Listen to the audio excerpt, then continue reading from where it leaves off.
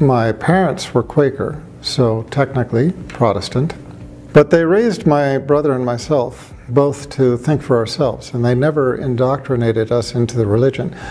So we basically followed the path of atheism. We were raised in a scientific household. My father was a very well-respected visual neurophysiologist, and he himself, although he called himself Quaker, he openly stated that he did not believe in God, and he espoused the typical atheist doctrine and beliefs.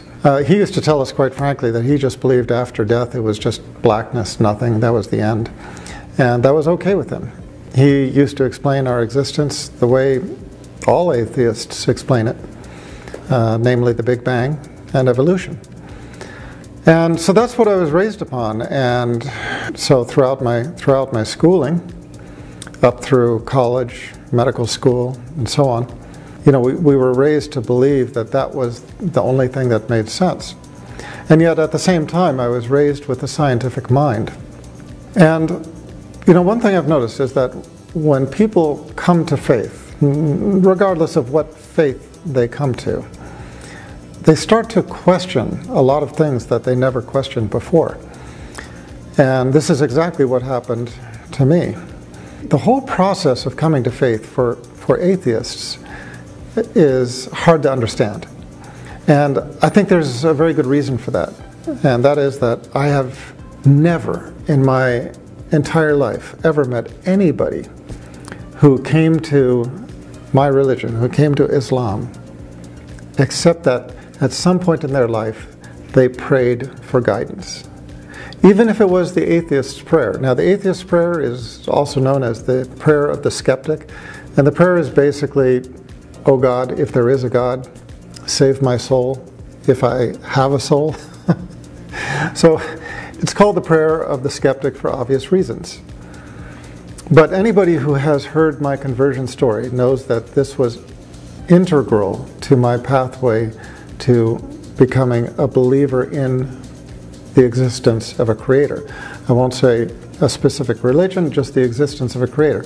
It was through my path of discovery that I studied Judaism, Christianity, Islam, as well as a great deal of other religions, and ended up converting to Islam. And that prayer was integral. And anybody who knows my conversion story knows that I was praying for my daughter, who had been diagnosed with a life-threatening condition. And that's just exactly what I prayed. I prayed, "Oh God, if you are there." Just like the prayer of the skeptic. You know, I made a deal. I don't know if you're there or not, but if you are, I need help. And I promised, if you save my daughter's life and guide me to the religion that is most pleasing to you, I will follow. Now, the point is that I don't know, and I've never met any convert to Islam, except that in some shape or form they have prayed that prayer or something very similar to it, where they reached out to their Creator, whether they already believed in Him or not, and asked for guidance, and asked, "Oh God, guide me." And this, of course, is the one thing that atheists never do until they are taking that first step on the pathway of discovery. So one thing I like to point out is that if you're having a discussion with an atheist, it's going to go nowhere if you have a believer on one side and an atheist who has never prayed for guidance on the other. It's just like, a person being lost in a city trying to find their destination. Just imagine that you're lost in a city and you don't have your cell phone, you don't have GPS, you don't have a map. If you don't ask for directions, how do you expect to get guidance? If you're in a classroom and you don't ask the questions, how do you expect your professor to answer them, etc., etc.? And if you don't ask for guidance from our Creator to the religion that is most pleasing to Him, how can you expect that door in your heart and mind, that He will open them for you? Because we cannot open that door ourselves. The only thing that we can do, the only opening to the door that we can make, is to pray that prayer, to recognize our Creator and ask Him for guidance. So if you find if you're the believer talking with the atheist, and the atheist has not even made that minimal effort to say, "Oh God, if you are there," how can it hurt to ask that? Okay, if there is no God, nothing changes. But if there is a God, and He answers your prayer, everything changes. It's just my observation that when people come to belief, they start to question things. And so here I was, the atheist, who found myself challenged by a life circumstance that just knee-buckling, gut-wrenching, heart-tearing moment where I turned to my Creator, prayed for guidance, prayed for salvation of my daughter and for guidance, and found my prayer answered.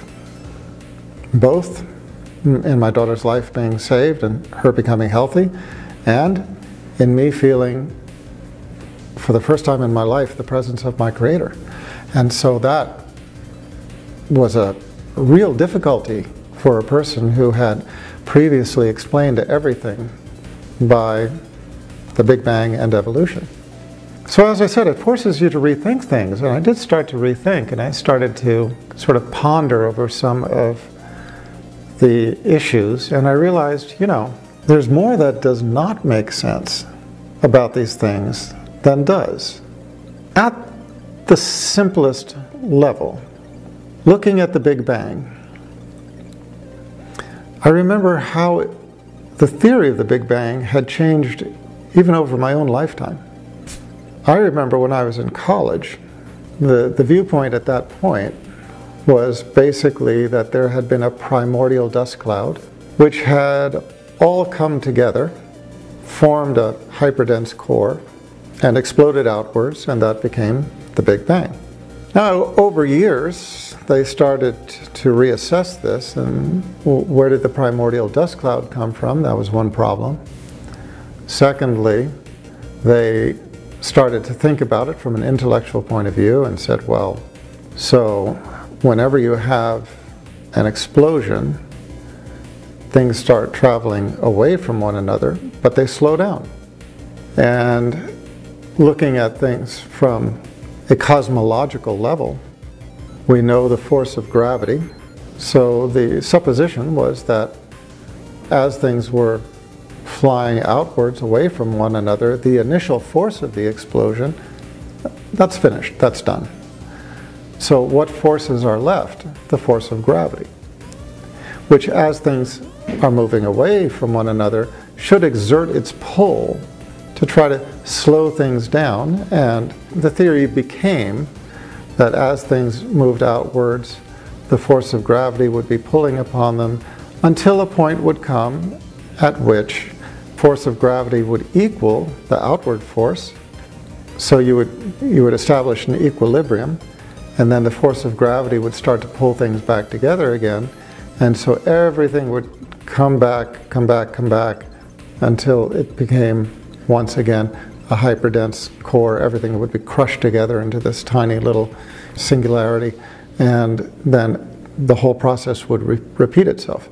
So that became known as the Big Crunch, and then the second step of that became the theory that this was a repeating episode, that basically you had this sort of endless series of everything getting crushed together by gravity, exploding outwards, crushed together by gravity, exploding outwards, of course over huge periods of time. But I'm still looking at this, trying to make sense of it, and wondering, but what is the origin? Where does all of this come from? I mean, how did it start?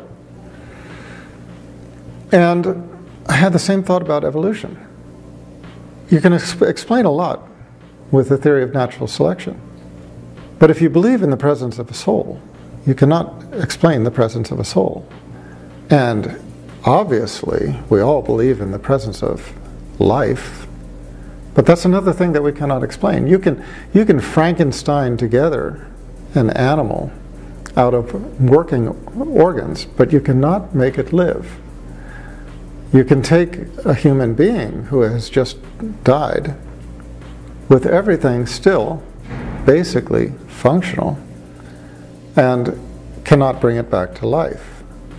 Life is this indefinable essence which, once it escapes, we cannot put it back into an organism. How did that evolve? You know, it's an argument that has stumped atheists basically as far back as atheism was. And one thing I find kind of amusing is that a lot of atheists have said, oh, well, it came from outer space. Either it was seeded upon this planet by an asteroid or meteorite or something like this, but basically life somehow came from outer space. It reminds me of something that, you know, a joke that was told when I was in college.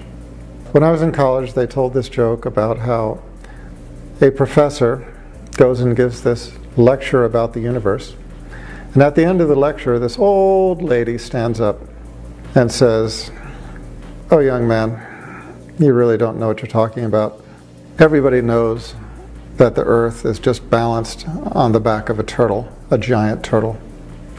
And the scientist just sort of nods and sort of winks at the students. You know, we're going to make fun of this old lady, and says, "And what is the turtle standing on?" And she looks at him and says, "Oh, you're so stupid. It's turtles all the way down." And everybody laughs at her ignorance and at the superior knowledge of the professor, of course. But what I find interesting is that you have these professors now saying that life came from outer space. And where did they get it from? It doesn't answer, where did life come from ultimately? Okay, if you're going to say that it came from an asteroid or it came from aliens, where did they get it from? Other aliens or other asteroids. Where did that come from? Other aliens or other asteroids. And from there, other aliens, other asteroids. So basically you have these scientists who are laughing at the old lady who says that it's turtles all the way down, and the scientists are the ones who are saying that it's aliens all the way up. It's a pretty ridiculous argument. We have this quality of life. We can give a working definition of what a living organism is, but we cannot define where that life came from. Whenever anybody talks to me about the theory of evolution and says this explains the diversity of life that we have, I point out that, you know, a theory is only as good as the foundation it stands upon. So when you talk to me about evolution, what evolution are you talking about? Biological evolution or chemical evolution? The vast majority of atheists, in my experience, when I ask them that question, they'll say, "Huh?